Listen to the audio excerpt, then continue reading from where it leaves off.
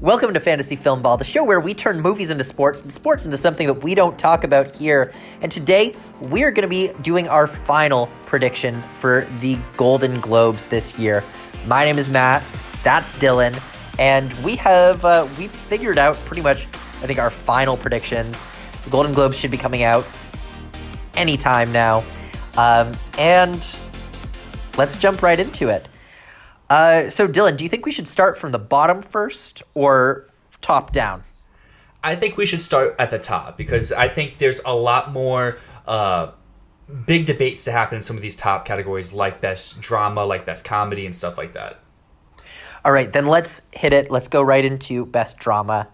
So I'm going to start off by saying my five, and then Dylan, you can challenge me a little bit. Say the ones that you kind of think could come in and change it up a little bit. So for best drama, I'm predicting Top Gun Maverick, The Fabelmans, Tar, Women Talking, and Elvis. That's my five. Dylan, what do you think about these? I think that's the pretty consensus top five. I think that there's probably a good chance all those do show up. I'm a little wary of Tar. I know I've been wary of Tar all season, and it kept proving me wrong throughout. I think the Globes is a place where it could have a little falter. And we've seen recently with various groups that have seen The Way of Water give it some love. Same with the Women King. That seems like a very Globes-type pick. So I don't know. This is a very interesting category for me, at least, is because if they have seen Avatar, I feel like Avatar's in. But it's a big question. Have the Golden Globe voters seen that movie? Because it just had its world premiere to critics last week. So they had like 2 days to see it before voting was finalized. While The Woman King is a movie we know a lot of people loved when they first seen it, it just hasn't had a lot of buzz since then from a majority of pundits. So now that we're here at the Globes, do the Globes be kind of normal like they were the last year or two? Or do they revert back to like, let's go outside the box a little bit? Not like a wacky pick, but a just not consensus top five type pick. So you think Tar is the weakest of the five that I gave? I would say so because I feel like Maverick, as we talked about here on the show, feels like it's really trying to win this Best Drama award. Fabelman seems pretty locked for a nomination. Women Talking, I feel like, is that one maybe. You can make the case for Women Talking maybe being the weakest of the five that you listed. But I feel like Women Talking has at least the screenplay love where it's going to make that category as well. Where Tar, I don't know if it's going to make the screenplay category just because it is just one at the Globes. And Elvis just feels like a Globes thing. Butler, as we said before, feels like he's winning drama actor. So it feels like he would come along for picture, kind of like Bohemian Rhapsody. Yeah, you might be right. Personally, I think either Tar or Elvis is the weakest of the five that I outlined. But between the two that you gave as potentials, I don't think that The Way of Water will be seen enough to get in. And even if it is really widely seen, I don't know if it would be stronger than these five. The Woman King is interesting, though, and I suppose that this is going to be where we find out if The Woman King is Da 5 Bloods, in that it peaks a little bit as we get back into the season and then dies out again. Or, if it's something a bit stronger, like The Eyes of Tammy Faye, for example, where last year we all thought that September release was not going anywhere, and then it kind of came back into the race for Jessica Chastain. So we'll have to see what sort of arc The Woman King has here. So as your final, you're going to stick with your original five for your final predictions? I'm gonna stay with my original five. So you're sticking with Top Gun, Fabelmans, Women Talking, Elvis. And are you going to put Way of Water or Woman King in? That, I don't know. I feel like it's one of those. And it's just, do I think they have the visibility of Way of Water? And I'm going to be a little bit bold for those Gold Derby odds and stick with Way of Water because I think I have it on Gold Derby for 70-1 or 60-1 odds. So sticking with that, but I think there's a very good chance that Woman King upsets here, especially when we get to some other drama categories. I think Woman King is going to show up pretty good across the board. Okay, so let's get into another drama category then, shall we? All right, so let's get into drama actress because we just got off of Woman King. Let's talk about this one. So I'm going to go over first the four films that I think we both agree on here.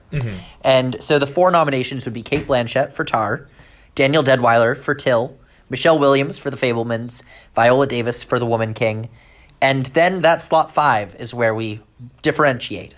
Now, for me, I think slot 5 is Olivia Colman in Empire of Light, just because that seems like something the Globes would do.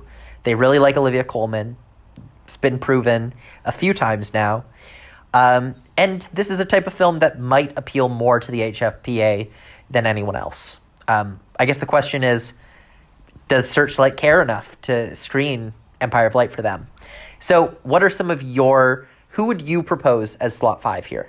If you'd have proposed this to me a week ago, I would have said 100% this is Naomi Ackie and I Want to Dance with Somebody. However, we saw a report. There wasn't really much confirmation behind it. Just someone in the industry proclaiming this, saying that I Want to Dance with Somebody sent out no screeners to anyone at that date, and that was the day before Golden Globe voting closed. So to me, that makes me a little bit wary of the nomination because it feels like such a Globes pick. It's a musical biopic performance. It's from a newcomer that is portraying someone larger than life, but with that screener issue that's probably there, I don't know if I can take the risk here. However, you mentioned stars, and yes, Olivia Colman is a bright, shining star for the Golden Globes. Just, I don't feel like Searchlight really cares about Empire of Light. We see that this week with its theatrical release.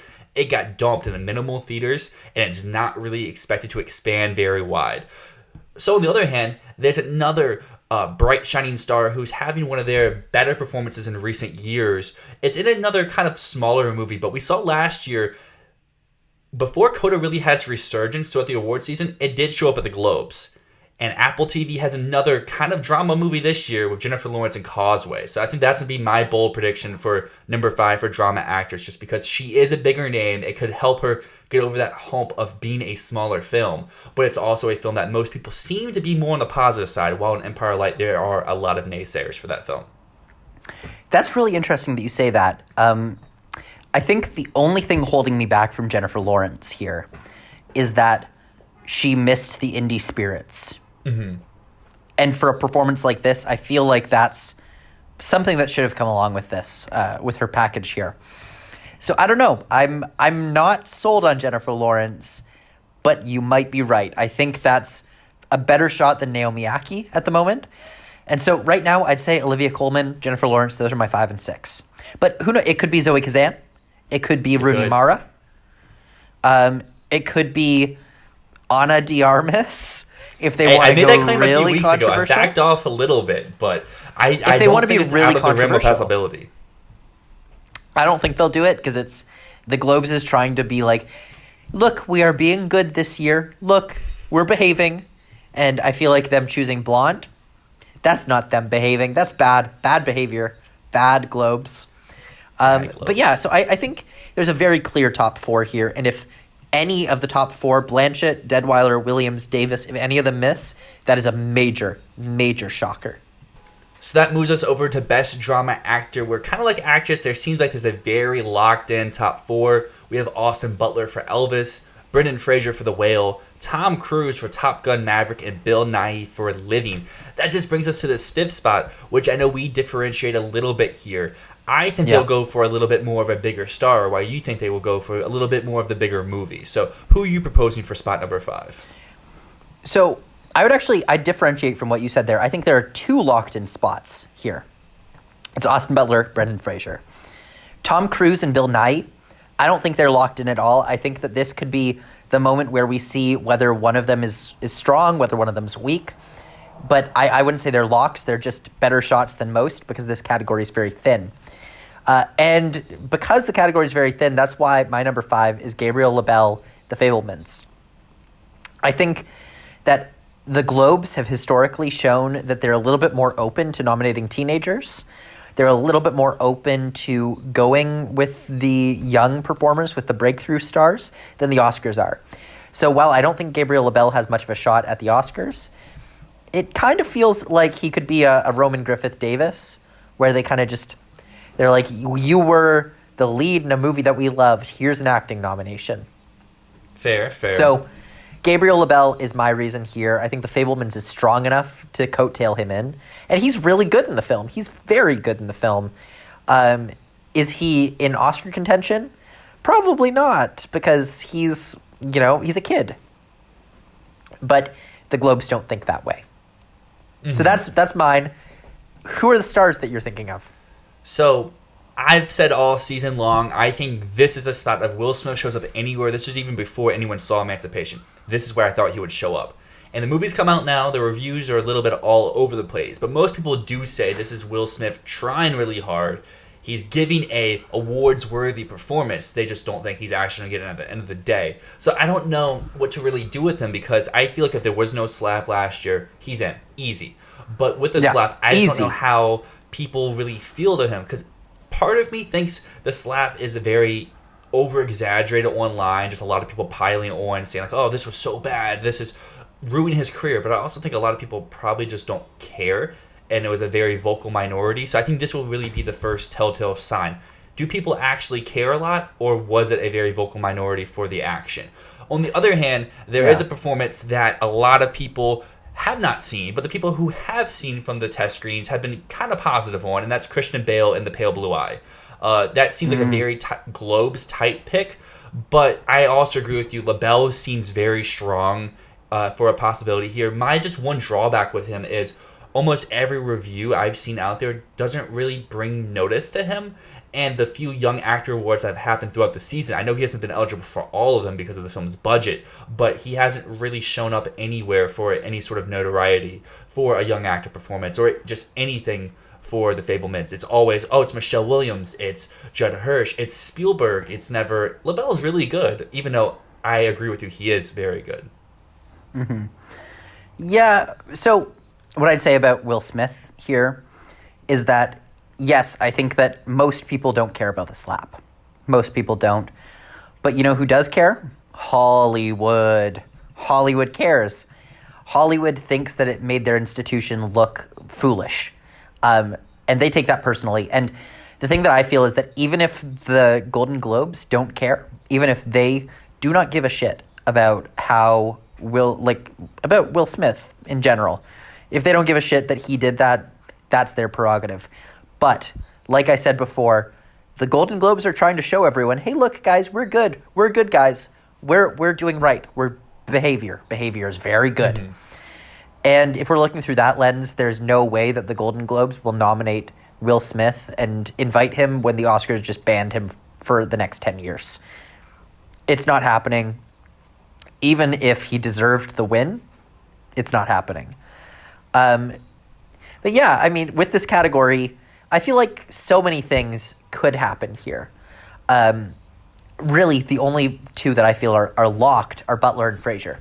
And if those two are missing, that's a huge shocker. The last thing for best drama performance before we move out of the category is last year we did see they will pluck a random performance out for this category. Like we saw Mahershala Ali for Swan Song, a performance that didn't really get nominated anywhere else throughout the whole season, but showed up here and gave life to a performance that wasn't getting a lot of buzz. So that's my one case for Christian Bale is a Mahershala Ali Swan Song type performance from a streamer that has a very late release, that has had a little bit of critic screens, some test screens, but not a lot of visibility, where this is, it's like, hey, I'm alive. And kind of like in the COVID year as well for Tahar Rahim and the Mauritanian, which got a lot of love at the Globes, which I don't see Pale Blue Eye getting. But just another one of those random out of left field type nominations from a somewhat known or to a very well known actor that has received love in previous Golden Globe years.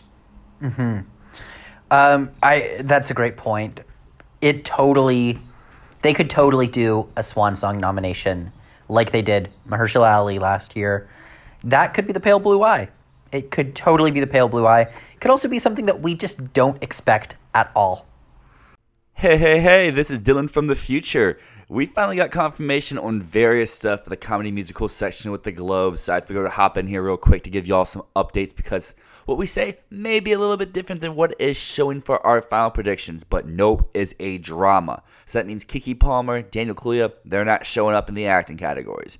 In fact, Keke Palmer is supporting along with Janelle Monáe, and guess what? The Sandman, Adam Sandler, he's the lead of the Globes. All right, let's hop back into it. We're both projecting Banshees to be, and I feel like this is a category where it kind of seems obvious on paper, but nothing's really ever obvious with the Globes. I mean, you have Everything Ever All at Once, Banshees of Inisherin, Babylon, Glass Onion, and I feel like that fifth spot is where it's a little bit open for interpretation, but I think you and I lay with the same movie because the Globes usually like to have at least one musical, and there's really only one this season, and that's Matilda. I'm biased towards Matilda. It's on my Filmball team. I need it to get points. So, yeah, Matilda's my number 5. Is Matilda locked? No. No. I think 3 of these films are locked. It's Everything Everywhere, Banshees, Glass Onion. I think Babylon can miss, and Matilda is in no way a lock. But if it's not Matilda, what else could it be? Because the only other film that I could think of while I was making this list was Triangle of Sadness.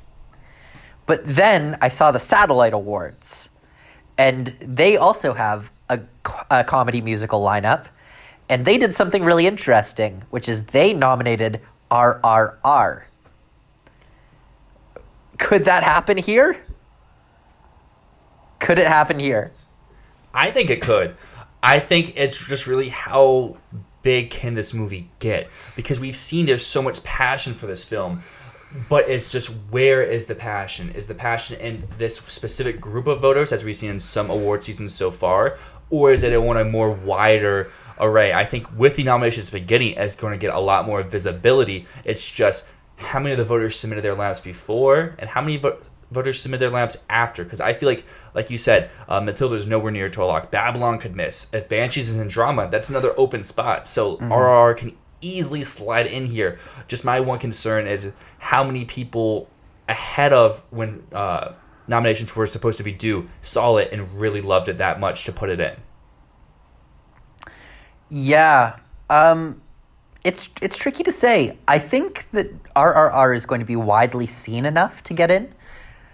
The thing that makes me second guess whether it could be here is that, for one, it would be the first non-English language film to be in one of the main categories in a very long time. And the other thing that I would say is that it's not clearly a comedy, and it's not clearly a musical. It's an action movie with comedy and some musical numbers, but it's not a musical, and it's not a comedy. It's just an action movie that happens to be funny and have song and dance. Yeah. So I don't know. It could show up here, and if it does show up here, then that would be mind-blowingly insane for the implications of what this film can do in awards season. Definitely, because I feel like this is where the RR train either stops or it powers through to keep devouring the awards season. But moving into some of the acting categories for comedy and musical, we go to actor, which I feel like is the most up in the air category. We're really divided on this category. We're very, very divided on this category. Very divided, because I feel like there's only 2 people who could be a lock, and one of them could even move to the other category, and that's Colin Farrell in The Banshees of Inisherin and Daniel Craig in Glass Onion. The rest of the category, in my eyes, is very open. There's people who are a little bit more obvious than others, but there's some people who... You don't think Diego Calva's a lock? I don't think he's a lock because, like you just mentioned before, Babylon could miss comedy.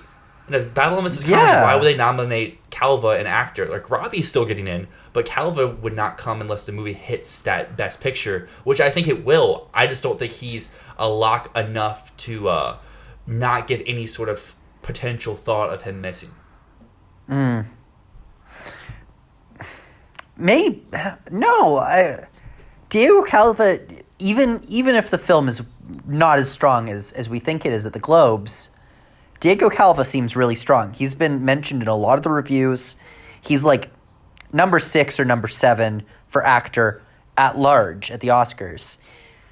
I don't see how he doesn't make it into comedy actor, especially because, I mean, we've established that this is not a very strong lineup here, because, like we said, there's only 2 that we agree on here, and it's Colin Farrell, Daniel Craig, which leaves 3 open slots. I think Calva can easily be one of those 3 open slots.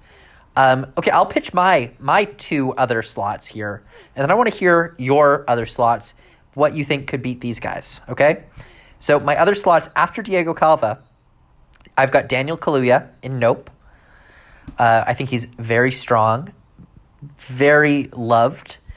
I don't know. I think he has a very good shot at a Globes nomination here. And lastly, I have Tom Hanks in A Man Called Otto. The same screener issues come up with this, that it's only just recently started screening, but it did start screening before the Globes. And it's the type of movie that they eat up. And we're hearing a lot of praise for his performance. We're hearing a lot of people saying this is one of his best performances in years. So if the Globes voters have seen A Man Called Otto, he's in here. And even, oh my God, the film could make it into comedy. That would end me, but like, it could happen. It definitely So, could. What are your potentials? Because I kind of feel like Daniel Kaluuya is the one I feel the least strongly about here. So what can replace these guys? So I do have Calvo in my lineup. I was just saying that I don't think he's the 100% guarantee. I would say he's more like a 60 to 70 type. He is my number 3 at the moment. I have Adam Sandler for Hustle, and he's done a lot of campaigning. He was in the Actors on Actors series. He presented at the Gothams. He's been in the field. He's been getting his name out there. And if you mentioned Tom Hanks being liked, you mentioned Daniel Kaluuya being liked, Adam Sandler is liked too. And I feel like that is a movie that has been out. A lot of people have seen it. It was one of Netflix's most watched movies of the year. It's been out there. It's one that I feel like he could coattail his way in, especially if Man Called Otto had screener issues. Nope has issues with people like, is this a comedy? Is this a drama? And Babylon's just mixed reaction overall. I have Ray Fiennes as my number 5, battling for my number 5 spot at the moment with George Clooney and Ticket to Paradise. To me, Ticket to Paradise feels like a movie that could show up in all the comedy. It's just such a old school type rom-com where the Globes could just eat it up. It could make comedy musical and replace Matilda. It could make comedy actress with Julia Roberts. It could show up here for actor. George Clooney's also very liked. And Ray Fiennes, as we mentioned on our episode for The Menu, very good performance, very captivating performance. It's very buzzy. It's just, is he a lead? Is he a supporting? That could cause a little issues for voters. And I also don't think Billy Eichner is completely dead for Bros. I agree the movie's dead. But I feel like if enough people like it, they could rally behind him for a surprise comedy actor, but I wouldn't be predicting him if I was there. So my 5 at the moment is Farrell, Craig, Calva, Clooney, and Sandler. I think the one that you've sold me on the most here is Adam Sandler. I'm heavily questioning. I might swap out Daniel Kaluuya for Adam Sandler. But for now, I'm going to keep Kaluuya just because I feel like no pass to show up somewhere here. Which brings us to the next category, comedy actress. And in this category, we agree on 4 out of the 5 here.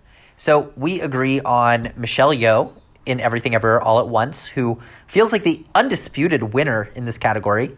Then we also have Margot Robbie, Babylon, Anya Taylor-Joy, The Menu, Keke Palmer in Nope.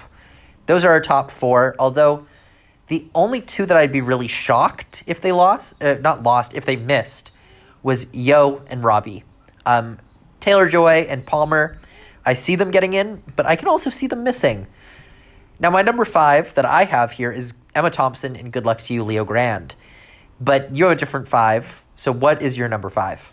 My number 5 is Julia Roberts in Ticket to Paradise. I have her above Anya Taylor-Joy for The Menu. Here's the thing with Taylor-Joy in The Menu. I don't see how she makes it without Fiennes. Like, you don't watch that movie and you're like, she's the standout. I feel like they would have to be a package, so that either they're both in or they're both out, sort of thing. Unless the movie shows up in comedy musical picture, knocking out like a Matilda, or if Banshees goes to drama, there's an extra spot there. So that's at least my thinking. So that's why I had Fiennes and Taylor-Joy in my groups or just outside my groups. But I agree. Good Luck to You, Leo Grand with Emma Thompson should probably be there. I just feel like there may be some voters who are like, this is not a movie. It was more like, because it was Hulu and it never really got promoted. I know it's shown up at some places so far. I just feel like that could be an issue. Leslie Manville and Mrs. Harris Goes to Paris is another movie or performance I think could That's show a big up here. potential. It's just, I don't know. I also think there's a very small chance for a Regina Hall and Honk for Jesus Save Your Soul. I also think there's a small chance for a Regina Hall and Honk for Jesus Save Your Soul nomination here just because she has popped up at some smaller groups. Just was that movie visible enough? I don't think so. But this is still a smaller voter body. I know they've added some members, but they're still very small. So as long as a little amount of people see it, it could easily hop in over a Taylor-Joy or a Keke Palmer who could be deemed a supporting player as we saw at some other places. You have really good points there, and yeah, honestly, Regina Hall sounds really good to me. Julia Roberts, it feels like the type of nomination the Globes would do, but it's not what I want to predict. So I'm not going to predict it. But if you're right, you fully have the right to tell me I told you so, because You did tell me so, and it does make sense, but I'm not going to listen to you. All right, let's hear your final 5 then. Your 5 was with Thompson at number 5? Yep, my final 5 is Yo, Robbie, Taylor-Joy, Thompson, Palmer. And I have Yo, Robbie, Roberts, Palmer, and Regina Hall for Honk for Jesus Save Your Soul. I think I'm going to put that over Taylor-Joy because I don't have Ray Fiennes in my 5 for a comedy actor. And I just don't see her being the one. I just don't see her being the one nomination for that movie. Great point.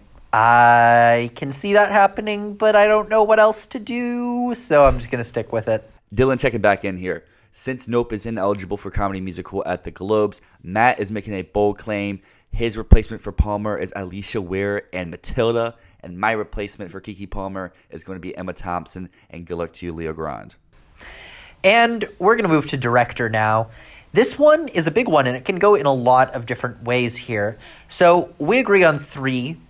Let's just start off with those 3. We agree on Steven Spielberg. We agree on Sarah Polley.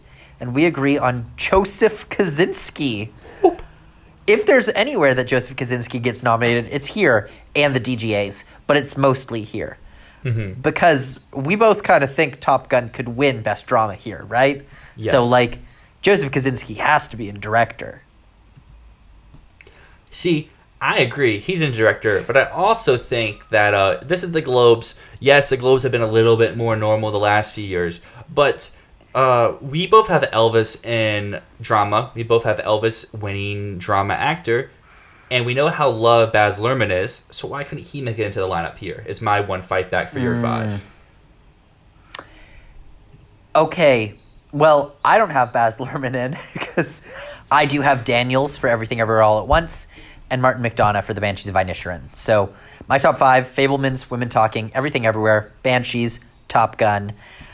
But, Baz, probably my number 6. And James Cameron would be solidly in there if the film was more seen at this point. And Todd Field, I feel like, should be in here. But at the same time, Tar doesn't scream Globes to me. And I think a picture nomination and an actress nomination is as good as it gets for Tar. Mm-hmm. So, like I mentioned before, like you mentioned, we have 3 of the same top. I just don't know what to do with my number 5 because I had Baz at my 4, right. And I just don't know if I'm going Daniels or if I'm going Cameron because I just feel like McDonagh makes sense, but I also could see just them not putting him here at the Globes just because it's not a very showy director performance. While he's doing a lot and doing very good, it's not just one that screams a Globes director nomination. So I think just to be a little bit different, because I do have Way of Water in my picture 5, I'm going with that they have seen it. I'm going to put Cameron at my 5 for director, and I'm completely ready and willing to take my L with the Daniel snub come Monday. That's bold. That's bold, and I respect it. So following from director, we're going to go right over to screenplay. And screenplay, we actually agree on all 5 here. So we have Everything Everywhere All at Once, The Banshees of Inisherin, Women Talking, Glass Onion, and The Fabelmans. Mm-hmm. But if that's not the lineup of 5, which we both agree on, what else could it be? I would say Tar would be my number 6 here. Just because that's a very strong movie in screenplay at the Oscars. And again, it's not a very Globes-like movie. But it feels like number 6 to me. What would your number 6 be? I agree. It would probably be Tar, but it would have to show up in drama to show up here in screenplay. I think that She Said would make sense, but also I don't see She Said fighting for a drama picture nomination, which I don't see how it would just get screenplay but then miss picture in my head. So I think the 5 here, unless something really goes wrong, should be the 5. But if something did miss, what would be your bold take to miss out of this 5? Fabelmans. Fabelmans, okay. I think I agree because Fabelmans would miss. I think I remember Make missed here, so I think that would kind of fall in line with that type of snub. So instead of going through every category for the Globes, we're just going to hit the ones that are on Gold Derby here. So we're going to dive into our supporting categories, starting off with supporting actor, where we have 4 of the 5 same ones. We have Ke Huy Quan for Everything Everywhere All at Once, Brendan Gleeson for The Banshees of Inisherin, Ben Whishaw for Women Talking, Judd Hirsch for The Fabelmans, and number 5 is where we differ a little bit. I'm not exactly sure who I have at 5 at the moment, so I want to hear your case for the person you have, and there's also 2 other people who I have who I think could show up, but also they don't really have good cases to show up. I have Eddie Redmayne. And I'll tell you why. This is Jared Leto in The Little Things. This is Jared Leto in House of Gucci. This is this is Ben Affleck in The Tender Bar. This is that performance that's going to haunt us all year long, where it's like no one really loves the movie. The performance is solid, but it's like, what? There's better choices. Mm-hmm. It's such a big performance. Eddie Redmayne is really well liked, and I think he has the visibility to make it in here in supporting actor as number 5. I like that argument. I just don't know, because I just don't hear anyone talking about The Good Nurse. Like, I get the whole he's Jared Leto, but also people had, like, House of Gucci had high visibility. The Little Things had the buzz ahead of time for Jared Leto. Just did it? I don't hear. I mean, I didn't hear anything about The Little Things beforehand. Little Things came out of nowhere. Like, I've heard more about The Good Nurse than The Little Things. Maybe I'm just like Mandela affecting it. I don't know. I feel like I remember hearing something for Leto. I don't know. Maybe that was just because I was one of the few people who actually liked The Little Things. So I was like, oh yeah, that makes sense. He's good in that. But I don't know. Redmayne makes the most sense unless they double nominate with Paul Dano and The Fabelmans. But I don't really. Right. I don't know. That could happen. I still think if anyone, like, because while there's been this whole conversation all season long about Brad Pitt, what happens with him? I feel like the big, like, controversy will happen after he shows up somewhere. I just don't know, is this the first place he shows up? Just because the reviews for him haven't been the greatest in Babylon. Or, I mean, no one's saying he's bad, but no one's like, oh, Brad Pitt's no the one's best part. talking about him. No one's talking about him because, again, everyone knows if they say Brad Pitt is good, people are going to jump on them. Every awards body has nominated, like, multiple people from Babylon and skipped Brad Pitt. And I'm not saying they shouldn't skip Brad Pitt. I'm just saying that, like, there is that other thing at play that even if this was the best performance of the year, people wouldn't touch it because they know what's waiting for them if they do. So Globes aren't going to do it. But you brought up a great point to me a little while ago that I think this could be, like, I mentioned Eddie Redmayne might be the number 5 that haunts us all year long. But you told me Tom Hanks a little while ago. Yes. And that feels like it fits the same bill. It does. That's what I currently have on Gold Derby at the moment. I'm just trying to decide, am I going to change it here to Redmayne or not? Because Hanks just makes too much sense. It's like one of those things where it makes so much sense that it's not going to happen. Because, like, he screams why is this showing up here? This is so out of left field. But it makes sense. If I have Lerman in director, if I have Elvis in drama, if I have Austin Butler winning, it would make sense for the package for him to come along as well. Like, they really like the movie. If they like the movie, they probably like Tom Hanks as well. It's just, I don't know. The whole Redmayne case also just makes so much sense. I just don't know where to fall. So I guess at this moment, I think I'll be a little bit different just for points and whatnot to have Hanks at my number 5. But I would probably lean more towards Redmayne if I update anything in the coming days. That makes sense. Stick with Hanks. I think it makes sense. Especially makes sense with how you're predicting Elvis to do here. Mm-hmm. And let's move on to supporting actress here. This one, I think, is a little interesting because this category is so not cut and dry. We have no idea what's happening here. And that means it could go in any number of directions. So the top 5 that I have right here, I'm going to say that I'm going to go with Carrie Condon in Banshees of Inisherin, Jessie Buckley in Women Talking, Claire Foy in Women Talking. And here's where things get weird. I have Stephanie Sue in Everything Ever All at Once and Carey Mulligan in She Said. And I feel like I should be able to fit Janelle Monáe in, but Janelle Monáe could be in lead. There's also someone else I'd like to bring to the table for supporting actress, and that's Angela Bassett in Black Panther Wakanda Forever. A lot of people are promoting this performance, and it's getting a lot of buzz. The movie is not getting the buzz the first one got, but the conversation around Bassett here is very strong, and I feel like this is the perfect spot for it to show up, especially with how fluid and how out there the category is at the moment. I just don't know who would miss, per se, because I feel like either Jamie Lee Curtis or Stephanie Sue's getting in for Everything Everywhere All at Once, and then it's either Monet or Mulligan, and then so that would mean one of those two groups would have to miss, and it's just which one's more likely to miss. I think it's interesting because for me, I'm predicting Stephanie Sue here while I'm still predicting Jamie Lee Curtis at the Oscars. And I think it's just because I think that the Globes often go, ironically, if there's two performances for the same movie that we're deciding between, the Globes will go for the one that's better, while the Oscars will go for the one that has more narrative. We saw it last year with Belfast, where the Globes had nominated... Oh my God, why can't I remember her name? Katrina Balfe. Katrina Balfe! They nominated Katrina Balfe, and then the Oscars went for Judi Dench. Same thing can happen here. Stephanie Sue is the better performance, is the bigger performance in the film, but Jamie Lee Curtis is so beloved by actors that Jamie Lee Curtis can get in despite that. But here, I'm going Stephanie Sue, not Jamie Lee Curtis. Okay. But if Jamie Lee Curtis makes it here, goddamn, shit is real. So, are you going Monet or are you going Mulligan for your 5? I know that you were up in the air when you started. I'm going Mulligan. So I have Condon, Buckley, Foy, Jamie Lee Curtis, and I think if Monet doesn't show up in lead, they show up here. But I think I don't know. I just feel like a solo nomination for Mulligan and She Said just feels weird unless I also have it showing up in score. Which it could, because we know the Globes always have that one spot reserved for composers they like, and Nicholas Britell is very proven. But let's dive into our last two categories that we're going to dive into the show today. So we'll start off with animated, which I feel like seems pretty locked up, but also there's a case for it not to be locked up for the nominations. So Pinocchio, Turning Red, Puss in Boots, Marcel the Shell, and Strange World seems like the safe 5.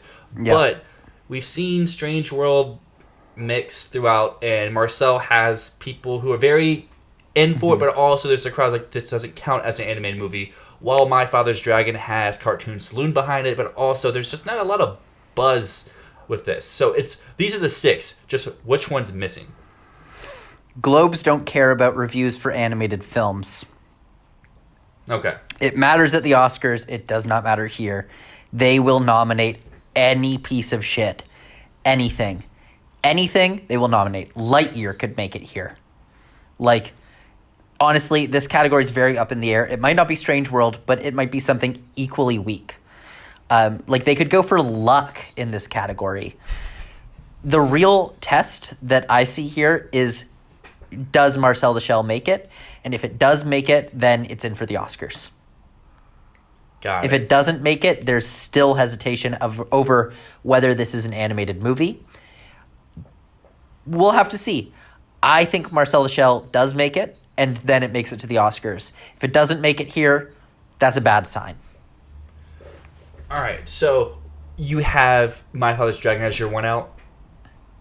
I do have My Father's Dragon as my 1 out, because did you know that Netflix has only scheduled 1 total for your consideration screening for My Father's Dragon?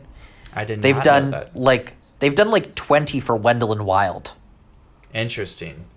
Only Wow. 1 total for My Father's Dragon. That's And they're at a choice. 60 or something for Pinocchio. Like they're running screening after screening for Pinocchio. Wendell and Wild is their second priority. My Father's Dragon is not. Got it. So my final 5 for animation after hearing that would be Pinocchio, Turning Red, Puss in Boots, Strange World, and Marcel at that 5, just because if they don't deem it as animated, then I think maybe My Father's Dragon could slip in, Wendell and Wild could slip in, Lightyear, maybe the Bad Guys gets in and Universal gets 2 movies here. Oh, the Bad Guys could make it here. God damn, the Bad Guys could make it here.